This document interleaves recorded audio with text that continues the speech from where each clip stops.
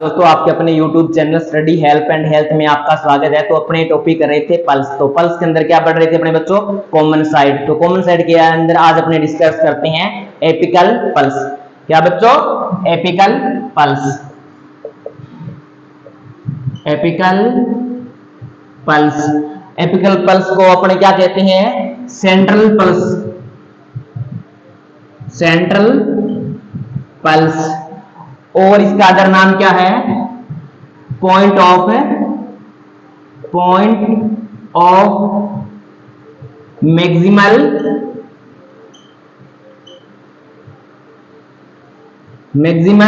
Impulse.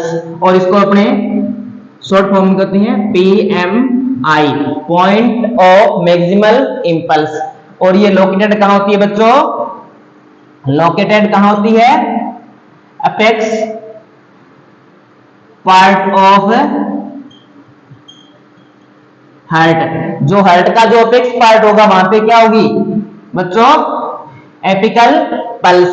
और apical pulse को अपने दूसरा नाम सेंट्रल पल्स भी कहते हैं बच्चों, और पॉइंट ऑफ मैक्सिमल इंपल्स भी कहते हैं। पॉइंट ऑफ मैक्सिमल इंपल्स ये वेरी इंपॉर्टेंट एग्जाम के लिए पीछे एग्जाम में आया है। तो बच्चों PMI की फुल फॉर्म पूछी हुई है, तो आपको पता होना चाहिए PMI क्या होता है? Point of maximal impulse. और इसी को क्या कहते हैं अपने बच्चों? Apical pulse. और ये बच्चों अडल्ट के अंदर है। अडल्ट के अंदर क्या आती है? ये फिफ्थ इंटरकोस्टल स्पेस। फिफ्थ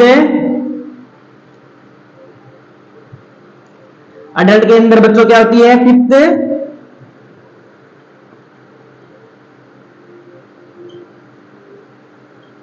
जो फिफ्थ इंटरकोस्टल स्पेस होता है वहां अपने इसको फील कर सकते हैं, लोकेटेड होती है। और अपने चिल्ड्रन कहते हैं बच्चों, चिल्ड्रन के अंदर अपने फोर्थ इंटरकोस्टल स्पेस के अंदर अपने इसको फील करते हैं। और इसको अपने फील करते हैं वो किसके द्वारा करते हैं? By stethoscope. बाई स्टेथोस्कोप, इसके द्वारा अपने इसको फील कर सकते हैं। क्या बच्चों? ये बहुत इंपॉर्टेंट एग्जाम की दृष्टि से, तो आप इसको ध्यान रखना बच्चों कि एपिकल पल्स को अपने सेंट्रल पल्स बोलते हैं, और सेंट्रल पल्स का अदर नेम अपने तो बोले तो पॉइंट ऑफ मैक्सिमल इंपल्स। ये एग्जाम में पहले आया है, तो आप ध्यान रखना बच्चों। और ये लोकेटेड कहां होती है? Apex part of heart. Heart का जो अपेक्स पार्ट होगा वहां पे लोकेटेड होगी। और एडल्ट के अंदर कहां होगी? फिफ्थ इंटरकोस्टल स्पेस के अंदर। और चिल्ड्रन के अंदर कहां होगी? फोर्थ इंटरकोस्टल स्पेस के अंदर। ये जो बोन होती है क्लेविकल बोन। क्या बच्चों? Clavicle bone. तो जैसे क्लेविकल बोन है तो इसके मिड लाइन के अंदर ये नीचे होगी लोकेटेड। ये फिफ्थ इंटरकोस्टल स्पेस है और ये फोर इंटरकोस्टल स्पेस है। तो इससे अपने फोर के लिए तो अपने क्या चिल्ड्रन के लिए, और फिफ्थ के लिए अपने बच्चों क्या होगी? अडल्ट के लिए अपने इसको फील कर सकते हैं बाई स्टेथोस्कोप के द्वारा। तो बच्चों ये ध्यान रखना इंपॉर्टेंट है। अब अपने डिस्कस करते हैं बच्चों 3 मेन कैरेक्टरिस्टिक है जो पल्स के, तो वो देखते हैं हम। क्या बच्चों? 3 main characteristic.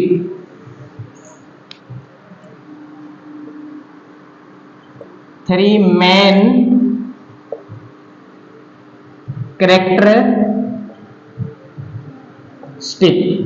Of pulse. 3 main characteristic of pulse, वो जो मैंने अपने पहले बताया था आपको। अपने फर्स्ट डिस्कस करते हैं रेट। रेट क्या होती है बच्चों? Number of contraction by left ventricle in a minute. क्या बच्चों? Number of contraction by left ventricles in A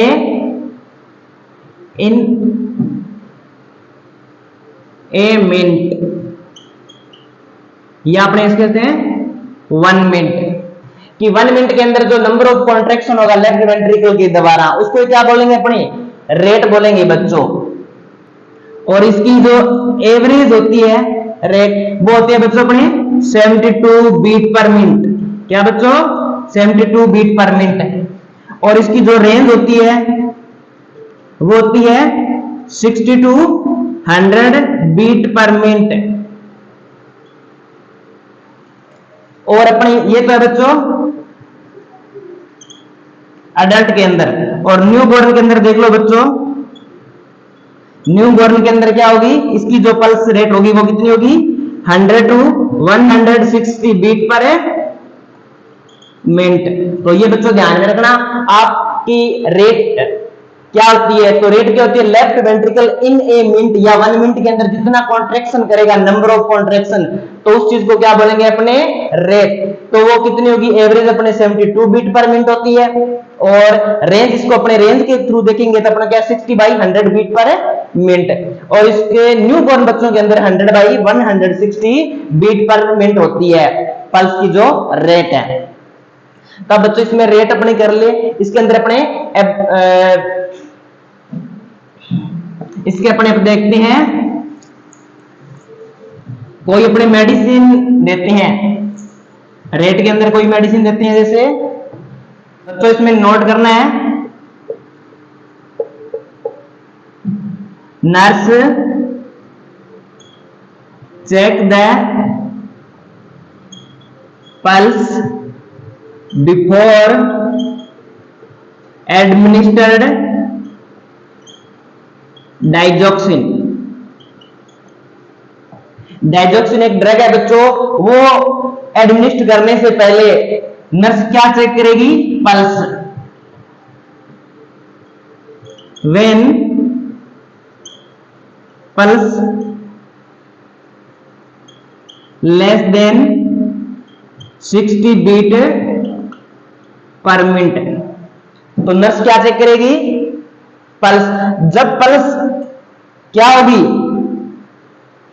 60 beat per minute से क्या या 60 से अपने कम होगी, तो उस कंडीशन में नर्स की पे क्या प्रायोरिटी बनती है बच्चों, नर्स उस ड्रग को क्या करेगी होल्ड द ड्रग। क्या करेगी बच्चों होल्ड द ड्रग। बच्चों ये इंपॉर्टेंट एग्जाम के लिए वेरी वेरी इंपॉर्टेंट, क्योंकि बच्चों ये बहुत बार एग्जाम में आया है। तो डाइजॉक्सिन अपने ड्रग देने से पहले नर्स की रिस्पॉन्सिबिलिटी बनती है कि वो पल्स चेक करे। जब पल्स चेक करेगी तो पल्स अपने क्या है लेस देन आएगी 60 बीट पर मिनट, तो उस कंडीशन में नर्स क्या करेगी, नर्स करे उस ड्रग को क्या करेगी होल्ड कर देगी, उस पेशेंट को नहीं देगी, क्योंकि वो उस कंडीशन में क्या है ब्रेडिकार्डिया है। और डाइजॉक्सिन हमेशा क्या पल्स रेट को क्या करती है बच्चों डाउन कर दिया, ब्रेडिकार्डिया तो पहले से है तो वो पल्स को और कम कर देगी। तो ये बच्चों ध्यान रखना वेरी इंपॉर्टेंट है एग्जाम की दृष्टि से। अब अपने दो एबनॉर्मलिटी आती है वो देख लेते हैं बच्चों रेट के अंदर।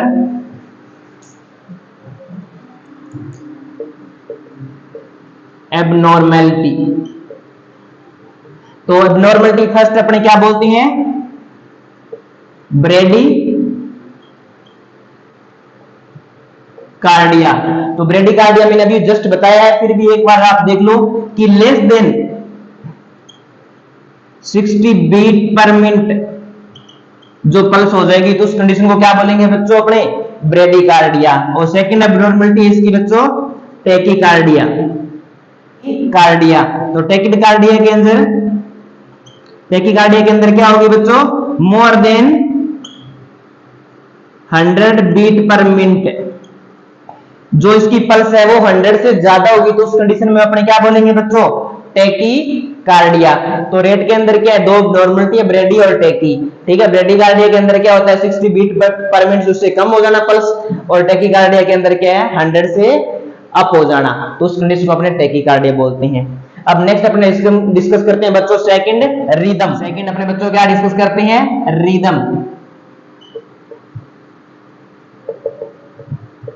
रिदम क्या है बच्चों रेगुलेटरी ऑफ पल्स। क्या है बच्चों रेगुलेटरी ऑफ पल्स, या इसको अपने कहते हैं हार्ट रेट की जो रेगुलेटरी होगी पल्स की, तो उस चीज को क्या बोलेंगे अपने रिदम बोलेंगे। और इसके अंदर जो बच्चों एबनॉर्मलिटी देखेंगे तो अब नॉर्मलिटी में क्या है कि जो रेगुलरिटी है वो क्या हो जाएगी, इरेगुलरिटी ऑफ पल्स। क्या हो गया बच्चों, इरेगुलरिटी ऑफ पल्स, या अपने कह सकते हैं rhythm of pulse and rhythm of pulse की जो रेगुलेटरी बनी हुई थी पल्स की, वो क्या एबनॉर्मलिटी के अंदर क्या हो जाएगी, इरेगुलर हो जाएगी, मतलब रेगुलर कंडीशन में नहीं चलेगी, और रिदम भी उसके अंदर चेंज हो जाएगी। जब रेगुलर होगी तो रिदम समान बनी रहेगी, और इरेगुलर होगी तो वो इरेगुलर बनी रहेगी। ठीक है बच्चों, तो ये ध्यान रखना, रेगुलर नहीं रहेगी ऐसे, तो वो इरेगुलर हो जाएगी। इसके अंदर बच्चों अपने देखते हैं, इसका नोट लगा लो बच्चों, इसमें एक नोट करके लिख लो, एग्जाम की दृष्टि से इंपॉर्टेंट है, very very important for exam की नोट।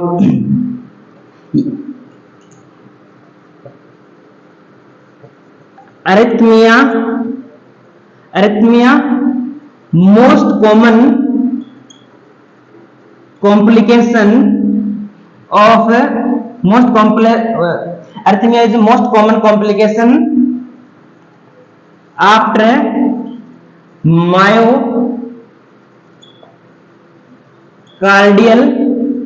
इंफ्रैक्शन, कि जो अरिथमिया की रेगुलरिटी इरेगुलरिटी हो जाएगी पल्स की, तो उस कंडीशन को क्या बोलेंगे, arrhythmia.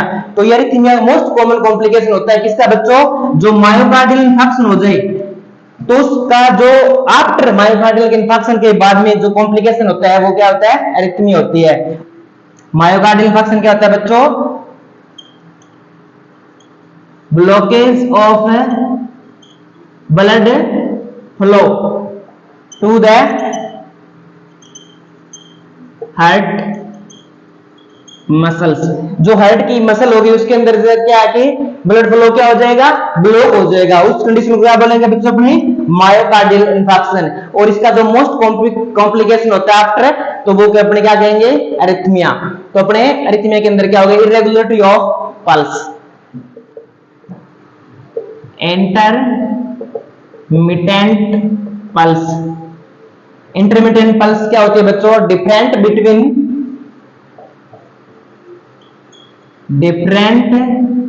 Between apical and radial pulse. तो उस चीज को क्या बोलेंगे अपन बच्चों, इंटरमिटेंट पल्स। और इसको अपना अदर में देखें तो इसको बोलेंगे डेफिशिएट।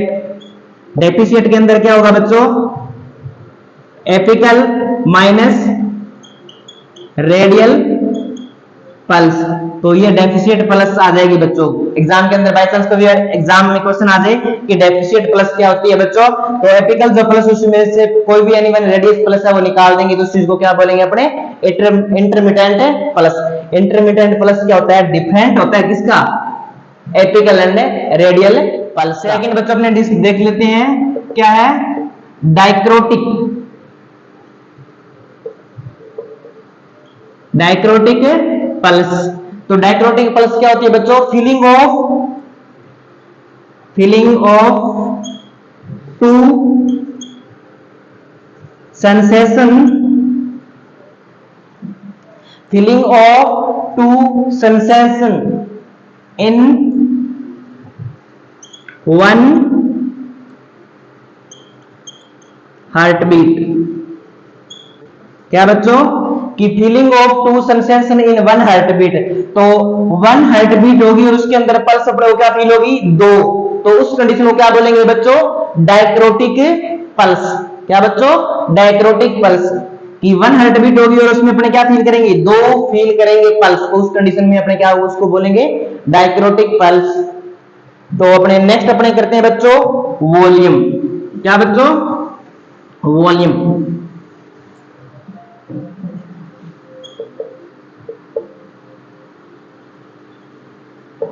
तो वॉल्यूम मैंने बच्चों आपको बताया दिया कि eject of amount by each ventricle contraction, left ventricle जो कॉन्ट्रैक्शन करेगा ईच, तो उस कंडीशन को जो अपने बोलेंगे वॉल्यूम होगी। तो अपने वॉल्यूम आपके बताया था मैंने बच्चों आपको, स्ट्रोक वॉल्यूम जो नॉर्मल होती है 70 ml। जब लेफ्ट वेंट्रिकल ईच कांटेक्ट करेगा तो ब्लड इजेक्ट करेगा तो कितना ml करेगा, 70 ml। इसके अंदर बच्चों एबनॉर्मलिटी देख लो क्या है, इसके अंदर क्या है बच्चों, एबनॉर्मलिटी है वाटर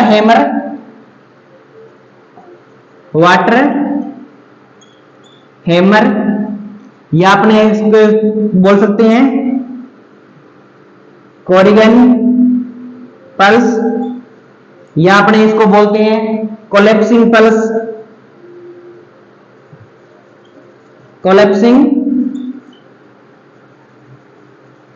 पल्स, या इसको बोलते हैं अपने जर्किंग मूवमेंट। ठीक है बच्चों, इसका जो एबनॉर्मलिटी है, जैसे अपने क्या होगा, वाटर हैमर पल्स होगी, कोरिगन पल्स होगी, कोलैप्सिंग पल्स होगी और जर्किंग मूवमेंट होगी। फिर क्या होगी बच्चों, full volume pulse,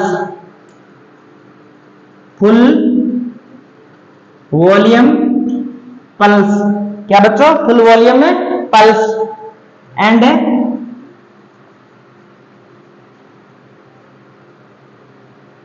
rapidly collapse.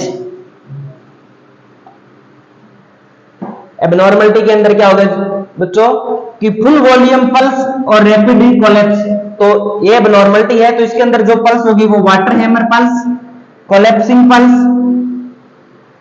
नहीं बच्चों, कोरिगन पल्स और collapsing pulse and jerking movement. तो वो कब होगी, जब क्या होगी, फुल वॉल्यूम ऑफ पल्स और रैपिडली कोलैप्स। तो बच्चों वो एग्जांपल के थ्रू मैं आपको दिखा रहा हूं, जैसे